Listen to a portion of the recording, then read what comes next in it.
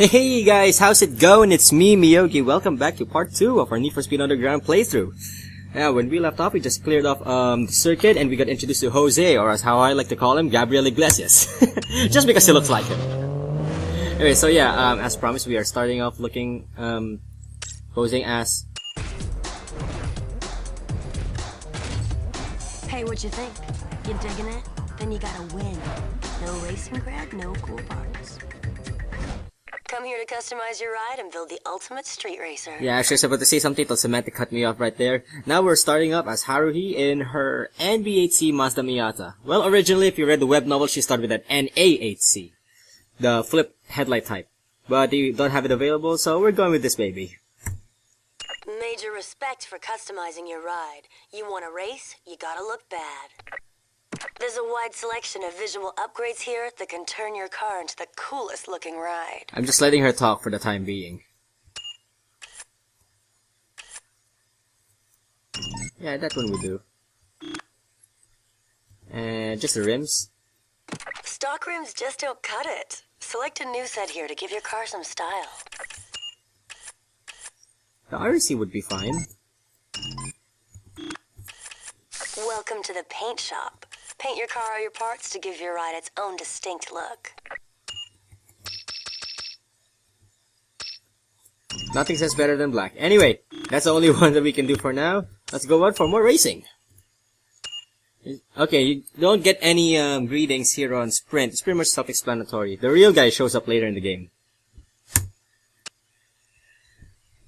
So yeah, as promised, I'm still waiting on your queries whether or not I should play with stability control off or on. Anyway, yeah, there's still time for this, so just let me know.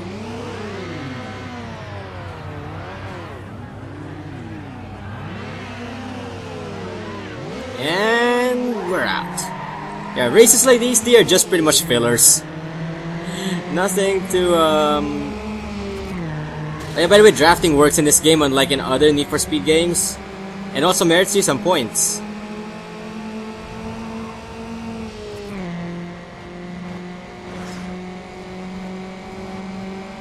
I'll try to go through all shortcuts as possible on this game. If the AI is being a good sport. Oh, that was close.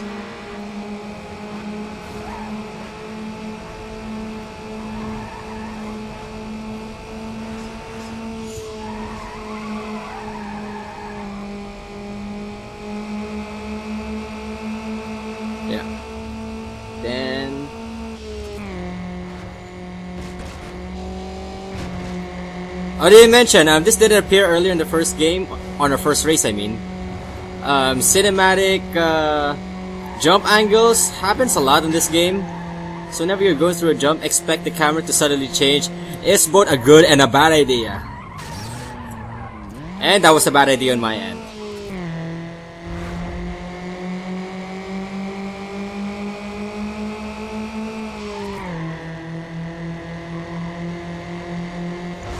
Yeah, because the Miata's overall weak in terms of acceleration handling, my best advice is to keep the revolutions up between 5.5 to 7,000 RPM.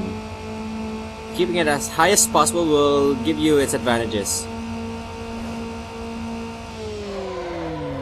We don't even need the Gear 5 for that one.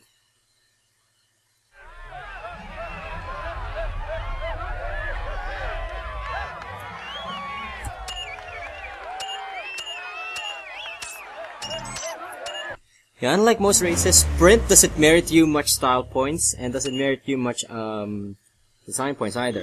You know what? Screw it! Let's remove the stability control, shall we?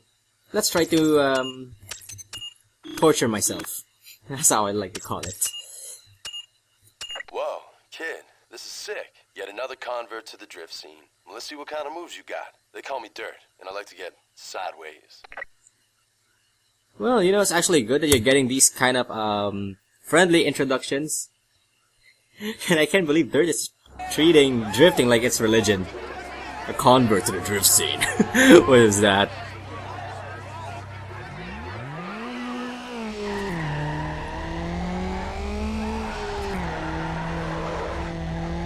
And pretty much drift mode is no different. There are no, There are no mode changes compared to other games, like when you're in drift mode, you suddenly lose control of your car all of a sudden without any remorse. This one, how your car reacts on circuit and everything else is the same way how your car reacts on drift mode. So if you have a very grippy car, expect to lose a lot in drift mode. That's why it's a good recommendation to use the Miata.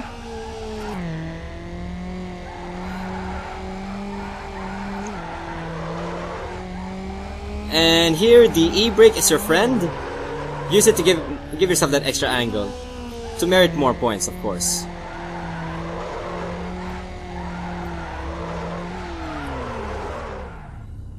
There we go. A clean drift run. Yes, because Lancer, Miata, Dirt will always be in a 240 SX no matter what happens. Also, Dirt is an easy way to collect style points, mind you. And we're going first to drag. What's up, dog? Name's Derek, but my buds call me Clutch. I think I'll call you Tow Truck, because that's what's going to be hauling that heap to the dump after this race. Okay, trash talk. You gotta love it. This guy is introduced to you with some opening trash talk. Get used to it.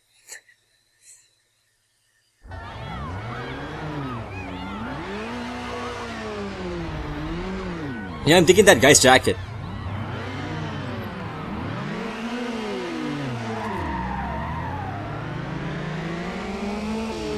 Also, whenever you see the tachometer go green, it's a good sign that you should shift up. It's your one-way ticket to victory in a drag race. Also, drafting helps a lot. It also increases your overall acceleration. Because there no wind resistance, it will be helpful. I highly suggest not swerving in front of your opponent, because they're gonna use that drag against you. I mean the draft. All of these first races are relatively easy as long as you don't crash or whatnot. You're totally okay.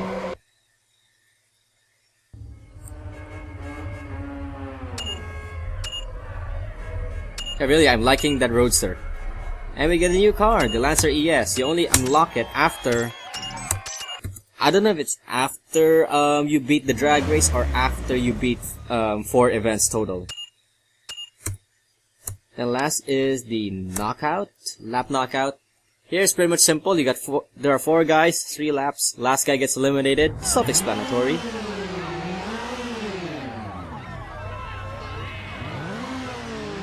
And this is the first race that your Lancer opponent debuts in.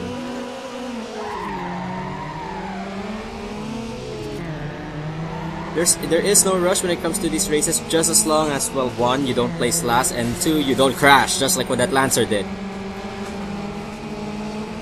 See? That's what happens when you crash. And not to mention this Pojo being a total ass. Also, when there's traffic, do not do what I did. I was aiming for style points back there. But don't worry. You will not lose, I guarantee you. You will not lose on stage 1. After every crash, what you just do is pretty much sprint it. Sprint it like you normally do.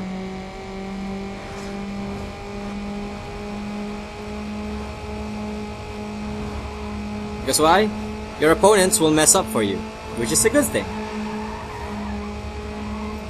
And now that we have stability off, I highly discourage using the e-brake. Earlier on our sprint race, I did use the e-brake. Now, do not use the e-brake. For good reason. I'll let you know in a moment.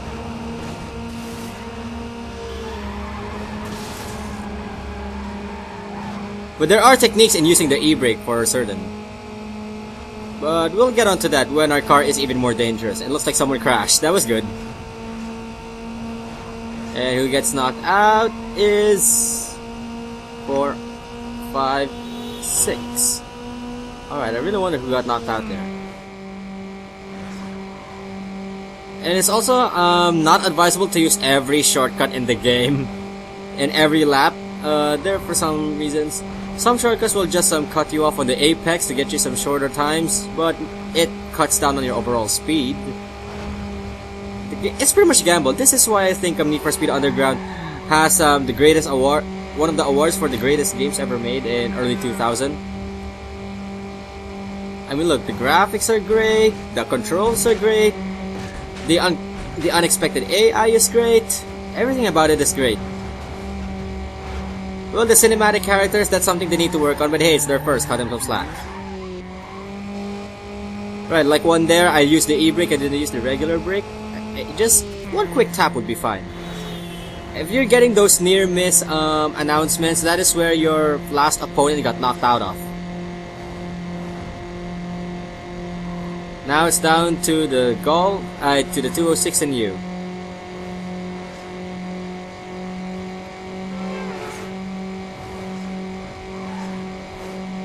Also, getting near misses against traffic cars that are going on your same lane. It's either through an intersection or you have to go past 200 kilometers per hour to get that ideal. Scratch that, make the 190.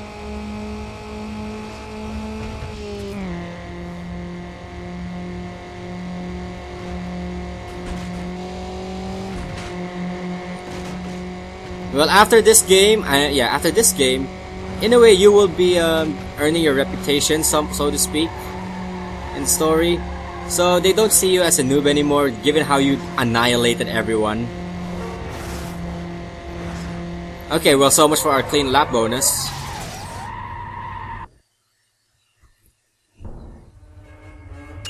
So after that race, you get noticed.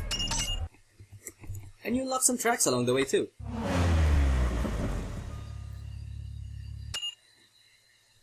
And the only thing you need to do is just race and race. And your first tournament after the first 5 games. You need to see TJ if you want to even think about competing at that level.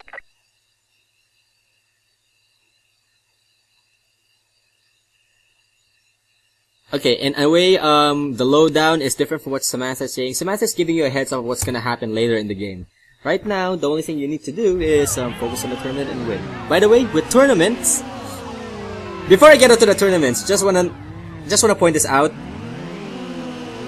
Roadster Cup, much? Okay, that aside, about tournaments. Tournaments are the only way for you to unlock new performance upgrades. Win all 3? Well, doesn't matter if you do win all 3. What matters is that you place first after the 3rd. Most tournaments, they last for 3 rounds. Some that may have some special notes on the lowdown, they might say it will last 4 games. As long as you win your tournaments, you get all your performance upgrades. And no, you cannot progress without actually winning all the races. So yeah, you are forced to win to get through the game. But on tournaments, anything goes. So that in the tournaments, you'll start off at Olympic Square for round 1, reverse on round 2, spoiler! And I nearly crashed there. Because we don't have stability control, we have totally no control with our car here. And we're pretty much up against similar Miatas, so expect some of them to be leading ahead of you if that happens. No need to freak out or anything. Yeah, Stefan would normally be your problem here, unlike the other 2. You're expecting the guy with the performance upgrade. And I really wonder how I was able to get that lead lap. I knew Stefan was leading earlier.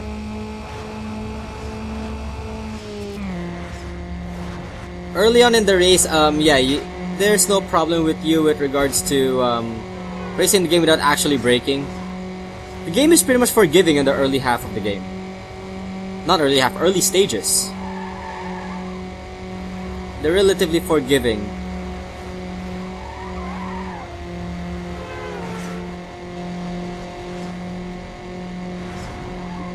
Getting through traffic, however, is the riskiest part if you're after the style points. Yeah, like I said, they're unexpected. Where they spawn pretty much makes or breaks your game.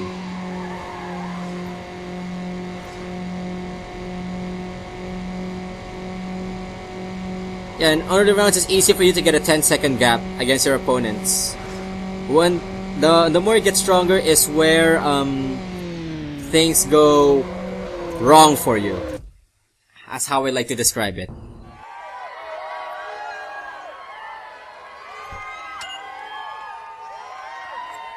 So it's a point system here. All you have to do is have the highest total points regardless of whether you win or lose. As long as you get the highest total points by the end of 3 rounds, you're good.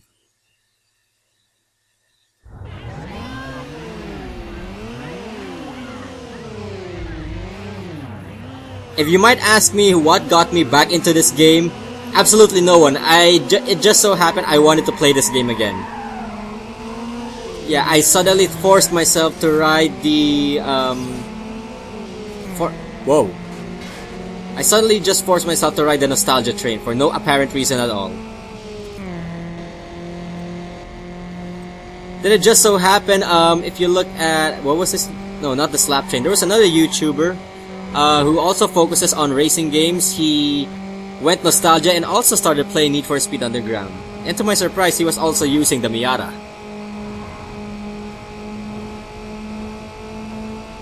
When we get to the tournament where you face off against Civics, I'm gonna do a pun. I think you're gonna I think you have an idea of what pun I'm gonna do in that one.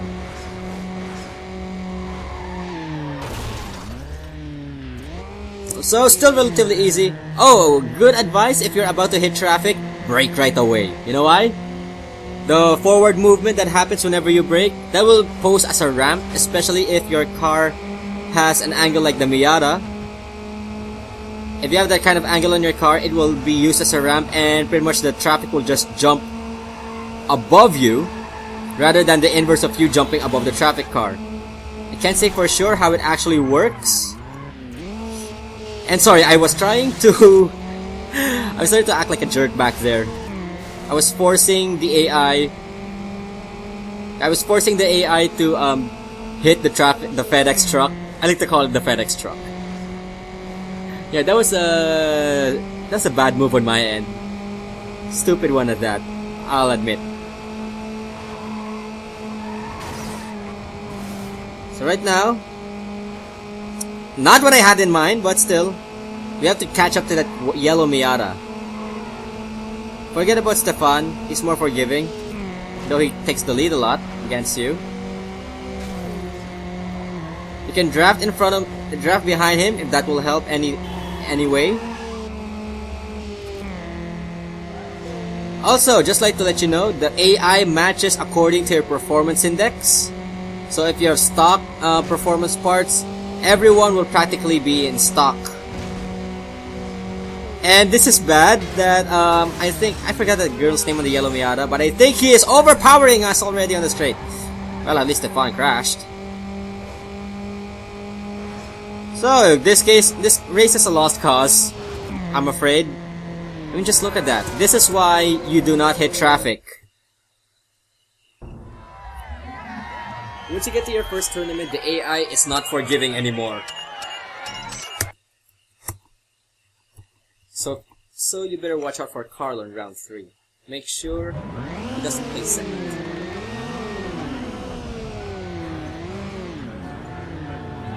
Bam! These girls are drunk. I don't know, they're twins. Are they? I don't think they are.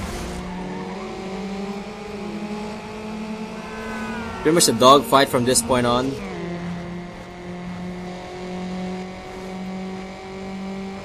Now all I need to do right now is focus and make sure we win. Why? You're tied to Carl on the second round. So the third round you need to break that tie. Speaking though of ties, if I remember clearly, I was playing this a few days back. Speaking of ties, if you do tie with someone in a tournament and that was the final race, I think you normally, even if you tied up with the opponent, you will still win. For example, you are tied to some rival for second place. You both got 12 points. Then it means that you will be on the upper half, as in, if first place is not you and it's 12 points and you are second place with 12 points, at the total rankings you will be the victor. If I'm right, those up ramps are inspired by San Francisco. Correct me if I'm wrong. America, please correct me if I'm wrong. I'm not that knowledgeable with your geographics. How was that a clean lap? I just literally grinded into the wall and gangbanged that pickup truck.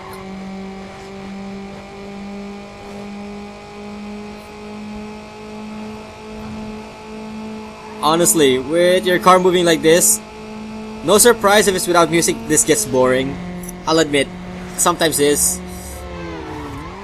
But all you have to do is just garner all those performance points, collect all them style points.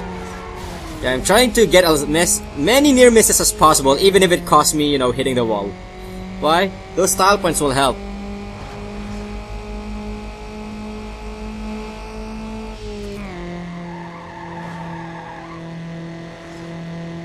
Then go through there. Take note of the your position on the ramp, because sometimes AI will randomly spawn the moment you land. That's gonna break your game. Really, it will happen to me lots of times, lots and lots of times.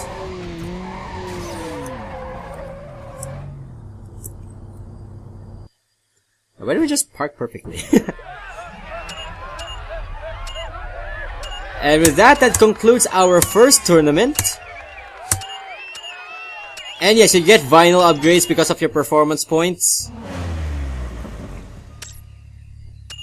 Okay, looks like we got enough money. Before I cut it here, we're just gonna customize our performance index. From a kitten to a lion. It's time to build up that engine. These options increase your overall horsepower. Just look at the engine, baby. Look at it. So plain. But as soon as you progress, if I'm right, transmission upgrades put more power to your wheels. the engine bay becomes even more Will help you packed. get through your gears faster.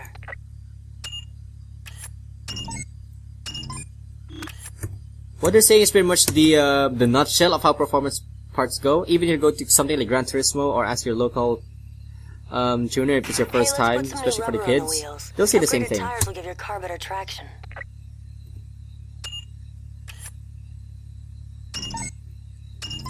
Visually wise, the tires don't do much. Regardless, at least we got your performance up. And on that note, let me just cut it here, and I'll see you guys in the next part.